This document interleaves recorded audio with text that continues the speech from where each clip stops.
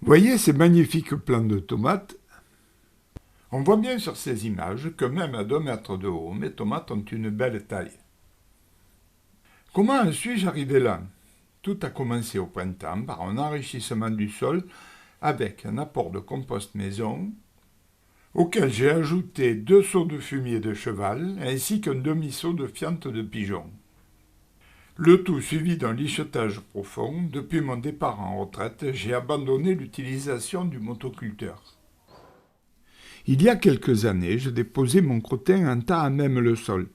Il paraît évident que la fermentation ne pouvait évoluer normalement. Lorsque j'utilisais ce fumier, seul le fond avait pu se transformer.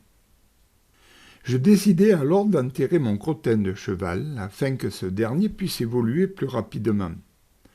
Je commence donc par faire un grand trou. On peut voir sur ces images que la terre évacuée l'est en petits tas et non pas en ligne. Cela va faciliter la circulation de la brouette lors de l'approvisionnement du trou. Je transporte mon fumier dans des bailles en plastique. Grâce à ces dernières, je double presque le volume de ma brouette et limite ainsi le nombre de rotations depuis ma remorque. Cela représente bien plus d'un demi-mètre cube de crottin. Je remercie au passage Claude, l'éleveur de chevaux, qui a eu la gentillesse de me fournir un fumier.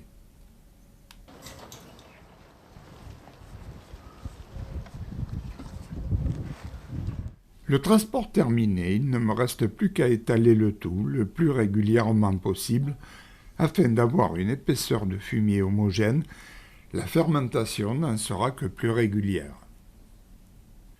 Le crottin est bien étalé, je vais à présent le recouvrir de terre. Pour cela, j'utilise celle stockée sur les abords du trou. J'ai oublié de filmer l'arrosage du fumier avant que ce dernier soit recouvert de terre.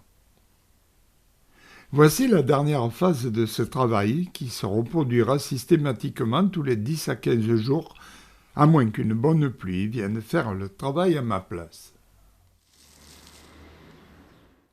Je vous propose à présent de découvrir ma deuxième technique de stockage.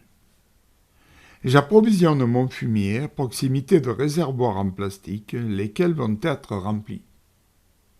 Cela nécessite moins de travail et le stockage n'encombre pas le potager.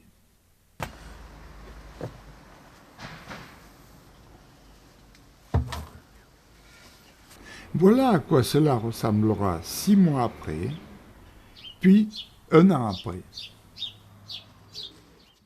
Je vous ai expliqué dans de précédentes vidéos réaliser mon propre compost.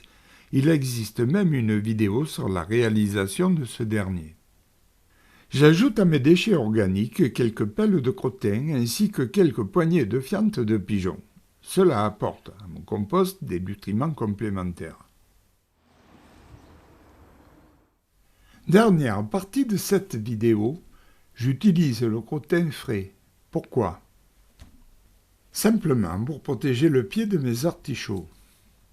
Le fumier va commencer à fermenter et du fait se réchauffer, ce qui va protéger les pieds d'artichaut du gel. Pour mieux conserver la chaleur, je vais recouvrir le tout de terre, ce qui n'est pas encore fait sur ces images. Ce procédé peut être utilisé avec de nombreuses autres plantes.